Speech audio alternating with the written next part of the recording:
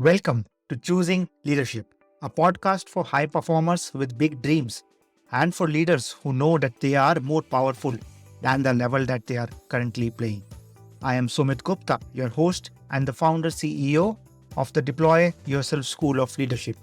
I am here to help the best leaders get better and to help organizations massively improve their output and impact, and at the same time eradicating workplace stress. Yes, completely eradicating, not just reducing, completely eradicating. I believe in creating a future and a work culture where people wait for Mondays, not Fridays, and get to do their most meaningful work. The aim of this podcast is not to provide you more content, but instead shift the context under which you operate. This podcast is titled Choosing Leadership because that is what leadership is, a choice. In each episode, I will celebrate leaders who have made such choices, which are not always easy and comfortable, but which has helped them get to where they are today. And let us celebrate the leader in us for choosing to move over our fears, for choosing to be motivated by something bigger than ourselves, and for choosing to deal with every challenge that comes on the way. Let us celebrate you right now for stepping into the unknown and taking courageous action, as those were the moments when you chose leadership. At the end, I will share how you can be our next guest on this podcast. And with that, let's get started.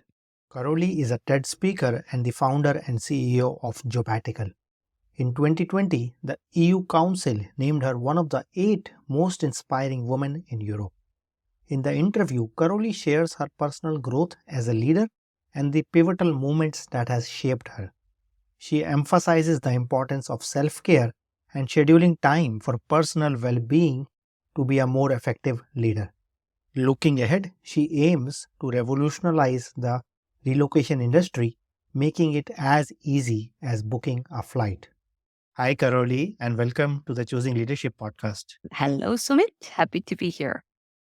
It's a pleasure to have you here. And to begin with, can you start with a very small introduction of who you are? Yes, I'm Karoli. I'm the co-founder and CEO of Jobbatical. And basically what Jobbatical does is that we are using automation and AI to make the hideous visa and relocation process for employees faster, so twice faster and 3 times lower cost. So basically we are using, instead of expensive lawyers, we have built a system that makes all those decisions and provides a delightful experience for moving to another country. Because anybody who has moved to another country knows how hideously hard this process can be, and that's what we are changing in the world. Thank you. That might be an interesting problem to tackle. But before we come to that, can you share a little bit more of your background? How did you get to Jobbatical and doing what you're doing today? Yeah, I have quite, I would say, a longer story because I started as an entrepreneur very young. I was 16 from a student company project, which I accidentally became part of and accidentally invented something that actually 2 things: saved people's lives and made me the youngest inventor in my country. So that, as you can imagine, taught me a lot about marketing storytelling, but it also showed me one thing. And it showed me that with the time I have on planet Earth, I only want to make a difference. So I have jokingly said I became addicted to making a difference. So before Jobbatical, I've actually been building businesses. Before Jobbatical, the last thing I did was building up 7 TV channels across Northern Europe. So from National Geographic, Fox Entertainment channels, and before that, MTV. So that's a short background. Yeah, thank you. That's quite an interesting story, right? But can you share maybe at that early age, what inspired you to do something on your own or to invent? And what do you think that doing it as at that early age, what do you think has Mhm. been the advantage or maybe Oh, even a disadvantage to that? Yeah. yeah, I think there are a few things. First of all, I mean, I literally had never thought of becoming an entrepreneur. I was a dancer. That's what I did. I did a lot of dancing trainings back then, and I thought I will become a dancer. But my school was part of junior achievement economic study program. And what actually triggered was that my class had to do a student company and they chose me to be the president. It was such a flattering feedback from my classmates But the most changing moment, and that can actually make me teary, was that. So I come from Estonia, which today is the most digital country in the world. When I was 16, it was a very different place. It was post 5 years before the Russian tanks had left the country. So we were occupied before that. So it was a poor country. I was from a small town. And when I went and shared my idea with my father, the idea that I had for the student company, he could have just told me, forget about your silly ideas. Go and study. You're a girl in Eastern Europe. Go and study. Instead, what he told me, so my late father told me back then, he said that, oh my God, this is such a great idea. Why don't you go to the patent office? Obviously, as a 16-year-old, I had no idea what a patent office was. But what I got from that moment was that my father believed in something that I had created. See, I'm curious. So I think that moment defined my choices in life. Yeah. Thank you. Thank you for sharing that. I think it's so important to honor those people who have shaped us and believed in us when it mattered the most. And Exactly. yeah, thank you And for. I look at my 10-year-old and I think about the conversations I'm having with her, because when is that? So we never know when is that defining moment where we actually Mm, back their decisions. So anyway, so that's I'm very thankful for my late father for that. Thank you. Once again, thank you. I totally appreciate and honor that you're sharing that in that moment of vulnerability. But you also mentioned about TV channels. And Ah, yes. And now by the you're way, doing. before that, you asked me another Yeah. interesting question. What advantage or disadvantage gives? I think one of the things I would like to say is that starting so early gave me an advantage to do one thing, to make a lot of mistakes and learn from them. So I have had, for example, I have had so much more time in learning from my mistakes in hiring that today I must say that I'm really great at hiring. But I did used to be. So I think the biggest advantage is that I had time to make mistakes and learn from them. And I'm very thankful for all those lessons that have shaped me into the leader I am today. Yeah. And you also mentioned about being a girl in Eastern Europe. Can you share how your view about yourself has changed? And especially when you speak with other leaders, other women leaders, maybe Mhm. from your country or even from other countries, how do you see that you have evolved and grown over a Mhm. period of time? Yeah, I think as a leader, I have grown and evolved a lot. I think those are two kind of different topics and two different things to tackle. So if I think about being a woman and a leader, honestly, some years ago, I wrote a post how it took me 33 years to become a feminist, because I do think that there's a lot of work that needs to be still done. Last year, when we look at the venture capital market and in Europe, guess what was the percentage of funding that went to female founders last year in Europe, across Europe? I think it's maybe less than 20%. It's 1%. A It's like, lot. yeah, There's a lot of work that still needs to be done, and definitely inside my country, across Europe in general. But maybe I will not tackle but as a leader, again, as I mentioned, that I've had much more time to make mistakes. But I must say that there have been some pivotal moments, and maybe one of them it's good to share, because maybe that will open something up for somebody else. And so I think as a leader, I've grown the most in Jobbatical. And there was one moment where I must say it was such a hard moment. But so it was in 2018. I still had quite a small team, and we had our first HR person joining us. And she did this anonymous survey asking how everybody is. And one of the questions she asked was, with whom you have hard time working with. And guess what? Quite a few people said it's Karoli. And that's not a great feedback to get as a CEO. I took that feedback. It was harsh. It was hard to digest, but I also I took a step back and I tried to understand why. And what I saw, and I actually understood very fast, I had been an entrepreneur since I was 16, meaning that I have been doing things alone for a long time. And even though now I had teams, I was acting as though I'm alone. I was micromanaging everyone. So what I did was I stood in front of the team, first of all, thank them for that feedback, because that was so valuable for me.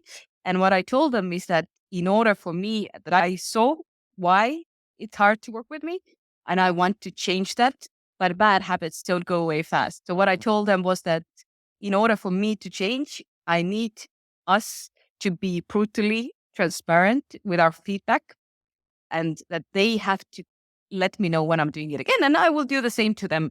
And to be honest, today, this is very much like the DNA of Jobbatical. If people love working here today, we have about 100 people globally. People love working in this company because of the feedback culture, the transparency, that came from their feedback to me. And I had to change a lot. And looking back, so we hire people to help to build companies, but if we don't really let them use their power, we start to micromanage them, then we might as well not hire them, right? Otherwise, it's a waste of money if you have to do everybody's job.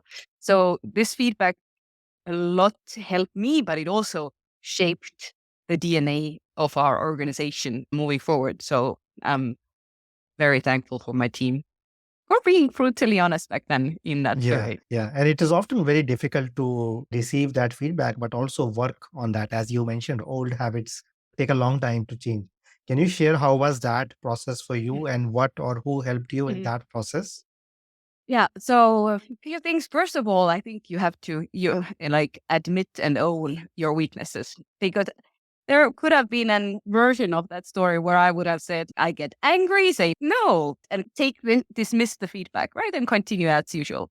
So I think the first thing is you have to own that this is actually feedback that will help me to grow.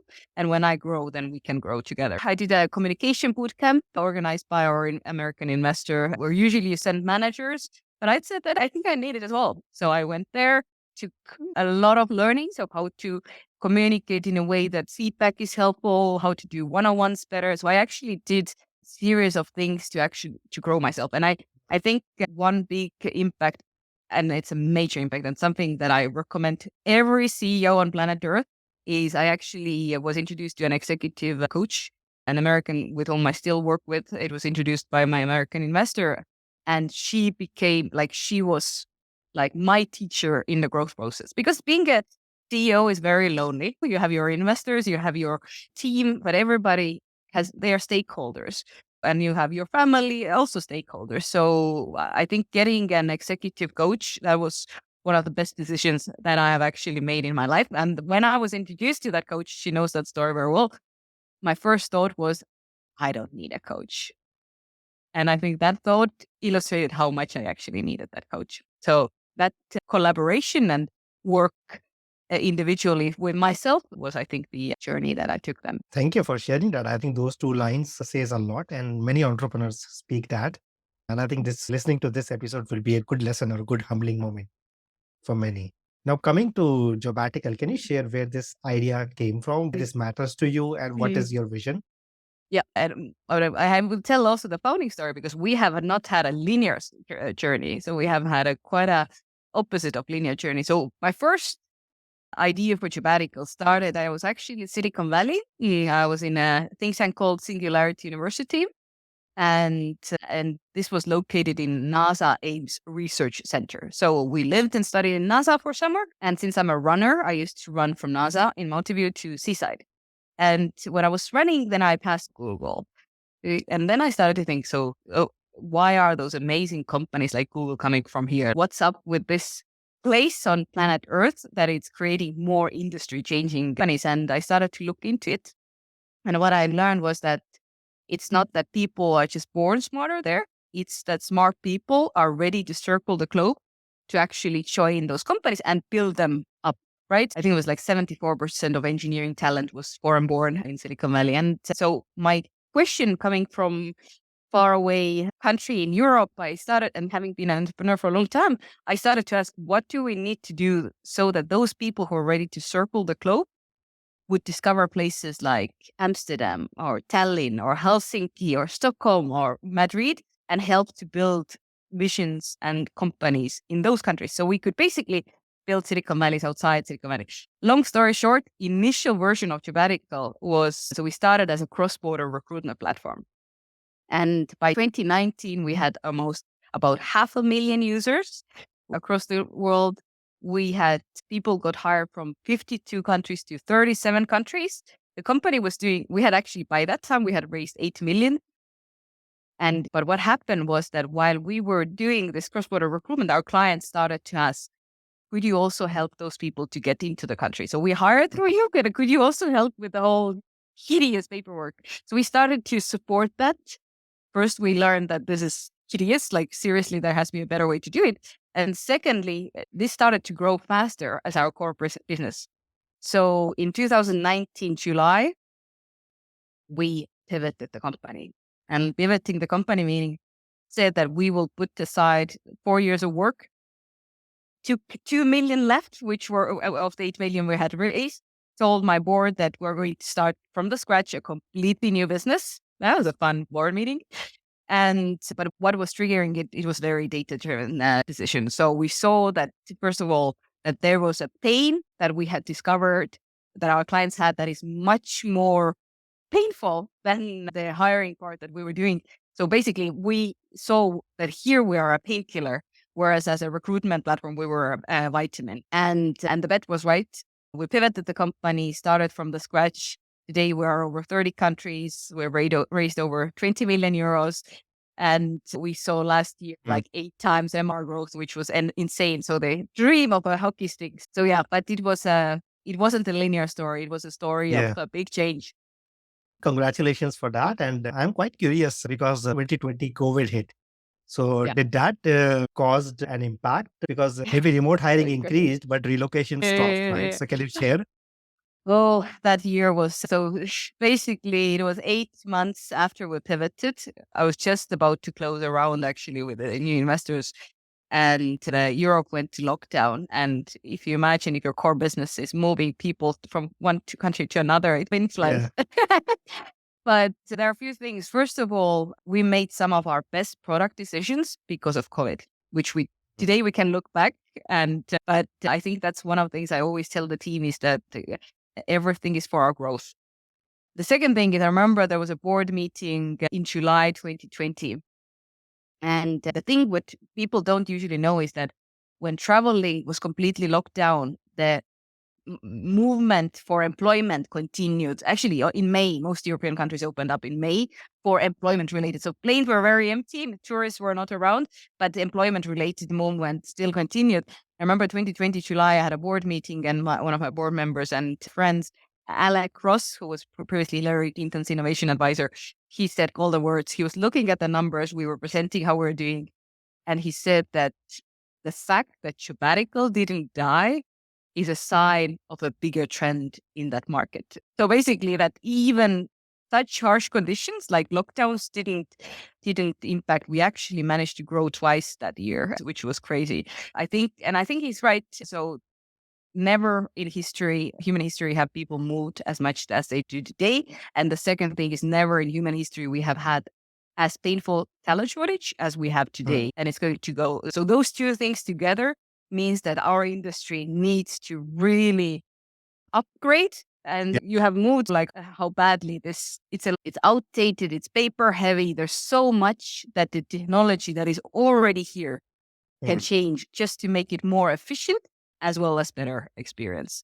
But it was a hard year. And I must say, during that hard year, I made as a CEO also pretty controversial decisions, which looking back were right decisions. Looking at this moment were very risky decisions in terms of not shutting down the new markets, etc., which meant that during this 1 year, the 21, we almost ran out of money 4 times. Can you imagine that? One was I closed around in March 2021, 2 days before we would have run out of money. So it was a very tough time for us as well.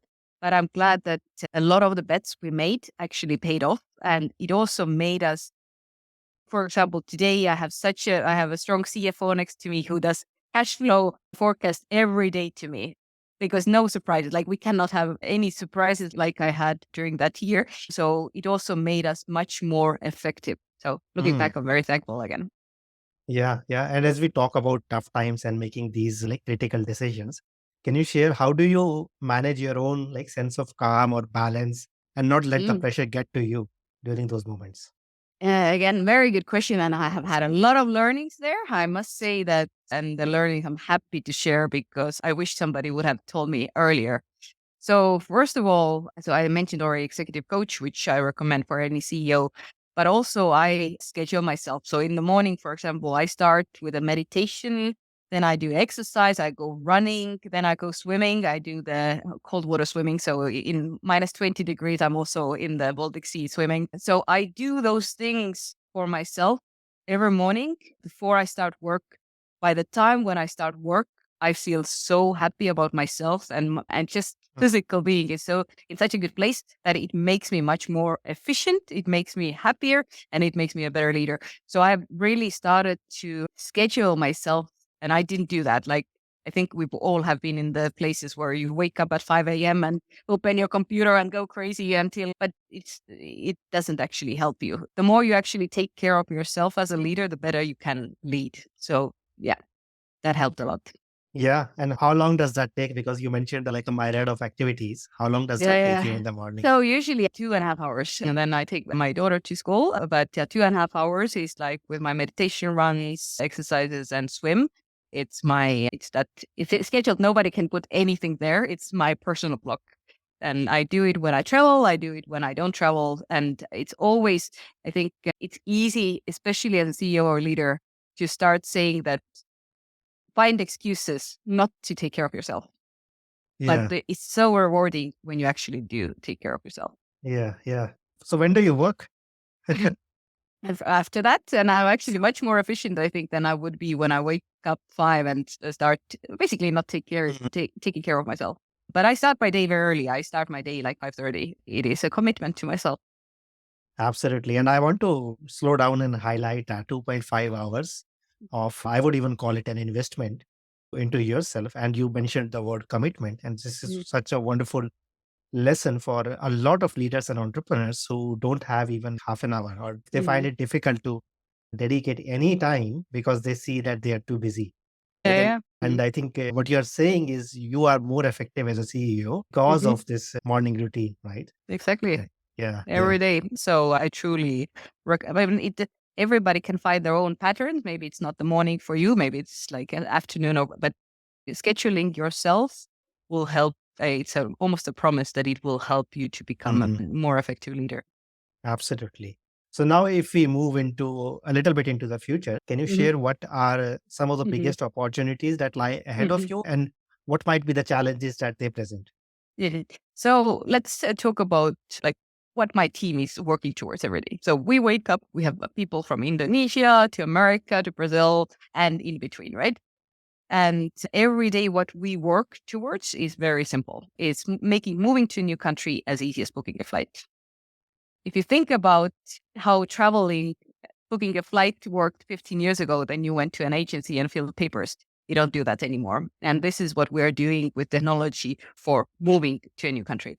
And the opportunity in that sense, it's a very exciting time for us because, as I said, there are two major tailwinds, actually three even. One is the enormous talent shortage. Second is that people in general want to move more, like 80% of millennials want to move and work abroad. And that will be 75% of the global workforce by 2025. So a lot of people are aspiring to actually work in another country. But on top of that, there's a new way. So a third tailwind is the digital nomad employees, which is a completely new type of move that we are seeing more and more, especially post-pandemic. So all of that together means that there's a lot of opportunities. Now, if you look at the relocation market, there's approximately 280 million relocations or moves globally every year. That's a lot of moves. But if you look at the market, who is like the providers, Deloitte, the Fragelman, the legacy providers, the dinosaurs of our industry, they are able to today only capture about 7% of them. So 7% is even captured. The rest of it, nobody's even capturing today. So there's a huge market opportunity in our industry.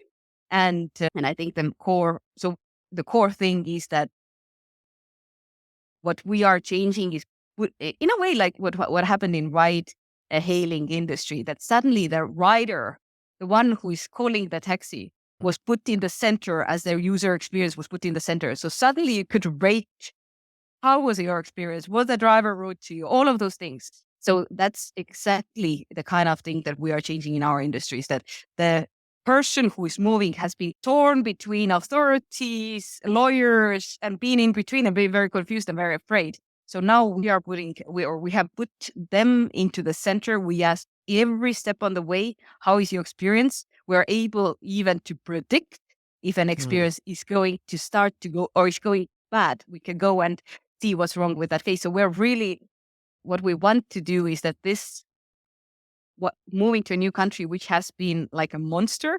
When I pivoted the company, I actually used the immigration visual was like a ugly monster because it has been a monster. And we believe that, and we already in our countries where we operate, that we can turn it into a cuddly animal, that the experience can actually be good.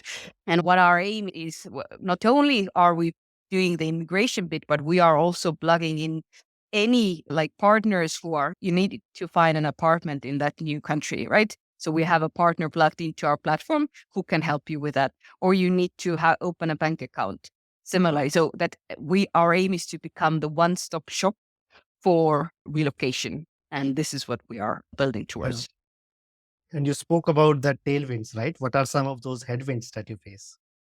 The headwinds in that sense, I think the headwinds were 2020. We saw quite a bit of headwinds, but I think definitely short term there since last autumn, anybody in B2B business has seen some headwinds in terms of economy, hiring going down. But the interesting thing is that what we are seeing also is that the slowdown or more of cost sensitivity that companies have now is helping us to also take away the market from the legacy providers.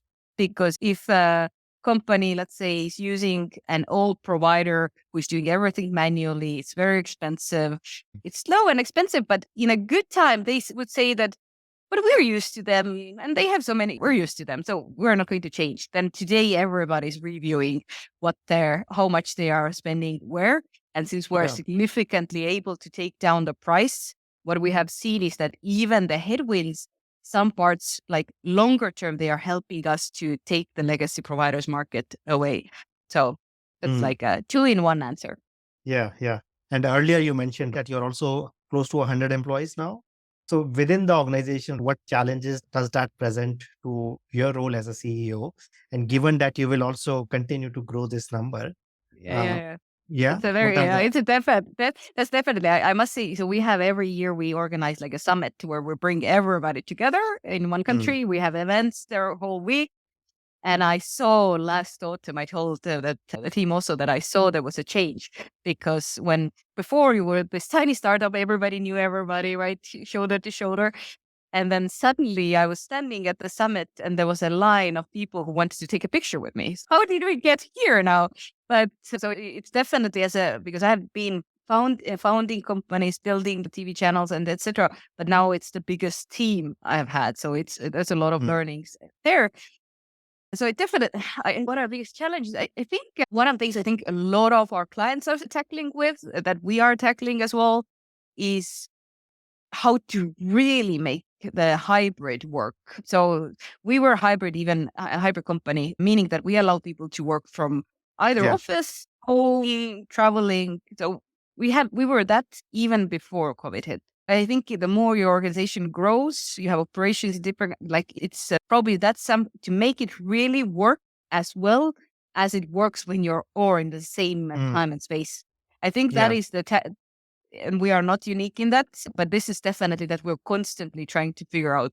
For example, we have our bi-weekly all hands, which used to be also hybrid, that part of people are in headquarters watching, there's a camera and then you see like a group of people, and then part of them are remote. But now we turned it completely remote, meaning that even if I'm at the office and others, we are only on that one screen. Otherwise, it's just very different experience for somebody sitting here and then somebody sitting remotely. So I think figuring those hybrids, I'm not a believer in full remote. In that sense, I believe much more in the hybrid. People need together time.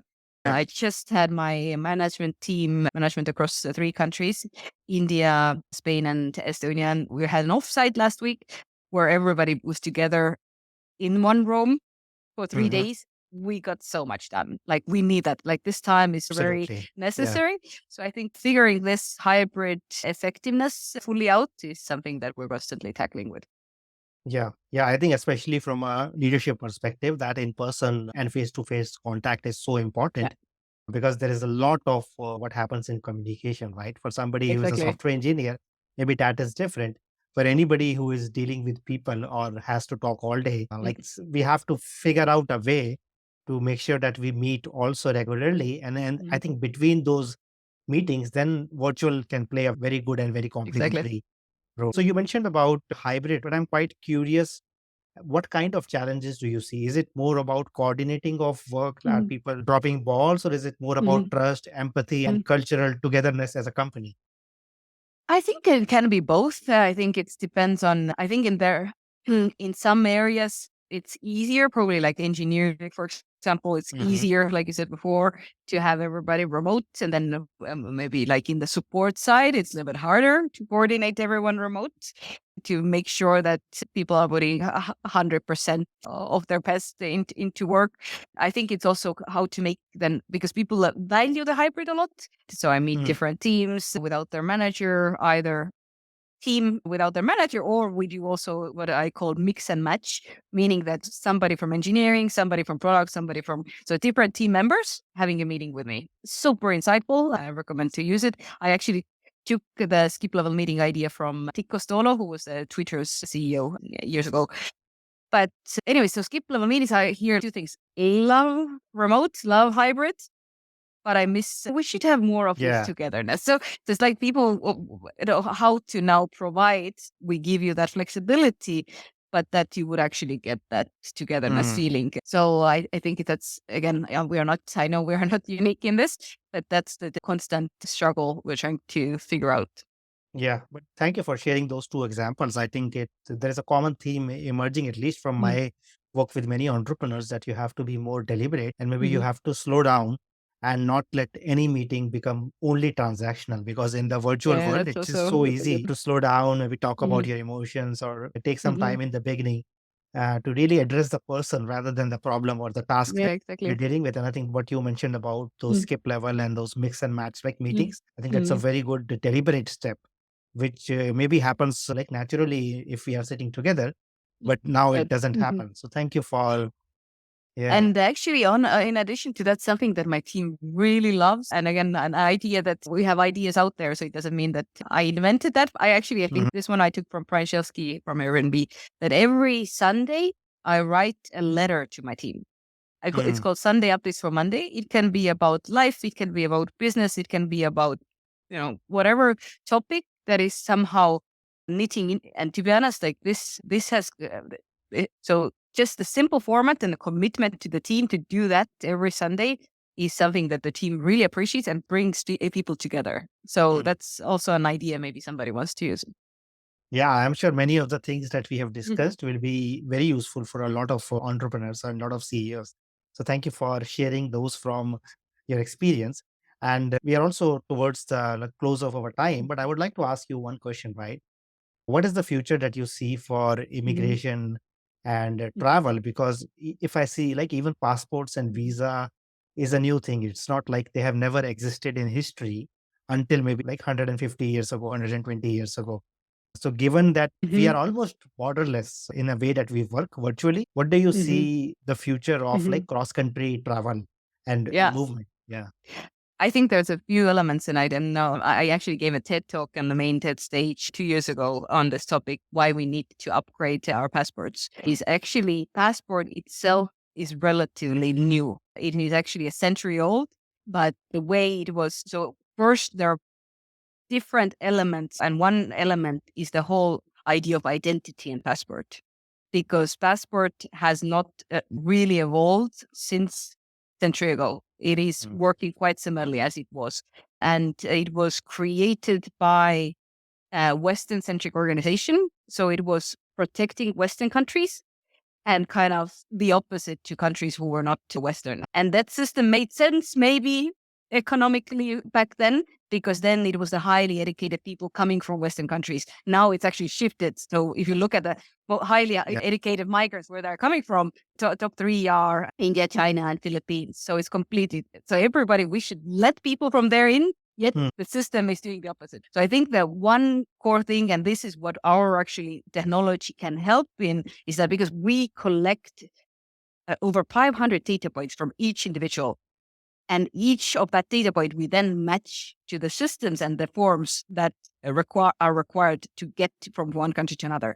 So in a way, our system is already becoming like a backbone of your relocation Mm. identity, and we could actually through that help countries quite a bit. I have said that if you think about where we are in terms of immigration processes globally, is about probably 60, 70 years ago, there was a moment when all the public sectors were working with a typewriter. Imagine that, right? The typewriter, you type, and then you put the paper, and then you put an envelope, and then you send somebody. And then came somebody talking about desktop computer, you just click and then it goes email and then somebody, and probably it was a very scary discussion because how can, I see a paper here. How can I trust this black box and then it goes somewhere, right? But there was a shift and that shift happened and that shift made like enormous increase in effectiveness of the public sector. I think today the immigration processes and systems in terms of the public sector are in that place where the shift is starting to happen. That the countries see that its system is so poor, so outdated, but they're a little bit cautious about making the changes. So probably I would predict that in the next 2 to 4 years, there will be like typewriters to desktop shift, so to say, typewriters, but like basically going from the paper heavy to digital. So I think we are in a transition time in terms of how the cross-border movement works. And I have jokingly said also that we are, on one hand, we are making like really easing the whole movement process, but we're also saving the planet because imagine how much paper we can save if you don't have to print out those like hundreds of pages of forms and then take to the official. So that's going to be good for our planet as well. But I'm very optimistic. I think that we are in a transition time right now. Thank you for sharing that, because I think one thing which I say to every leader, that beyond your role, you have also a wider leadership responsibility for the planet, right? Or for the wider ecosystem or the industry. And I think what you're doing is like uniquely positions you to speak on some of these matters, which can not just impact you and your business, but also many other people, right? So thank you for adding that. And as we end, anybody who might be listening and who might want to know more about what you're doing, either for work reasons or personally, what is the best way for them to reach out to you? So feel free to follow me on Twitter, LinkedIn, or just go to jobbatical.com. And if you're right there, then most probably it will reach me as well. Thank you. Thank you, Karoli. Thank you for sharing everything shared and for who you are. And I think there is a lot of wisdom here for many listeners who will listen to this. And I want to wish you all the best for everything that lies ahead for you. Thank you very much. Thanks for inviting. That's it for this episode of Choosing Leadership with Sumit Gupta. I choose leadership every time I record this podcast, and I invite you to do the same. I invite you to design a life of joy, meaning, pride, and satisfaction, not just for yourself, but for everybody around you. If you got something out of this episode, would you share this episode on social media? And if you know somebody who would be a great guest, can you tag them on social media to let them know about the show? And if you are a leader who wants to acknowledge how far you have come and have big dreams for the future, please reach out to me to be a guest on this podcast. And I love seeing your posts and guest suggestions. This is what I do most naturally, to lovingly and gently provoke you, to help you see your own light, to help you see what you are already capable of. To make sure you don't miss any episodes, go ahead and subscribe. Your thumbs up, ratings and reviews go a long way to help promote the show, and it means a lot to me and my team. If you want to know more, go to deployyourself.com and subscribe to my newsletter or follow me on LinkedIn. I want to thank everyone who contributed to making this show a reality, and I want to thank you for listening. Always remember that you are enough, you are loved, and you matter. This is Sumit. Until next time, keep choosing leadership.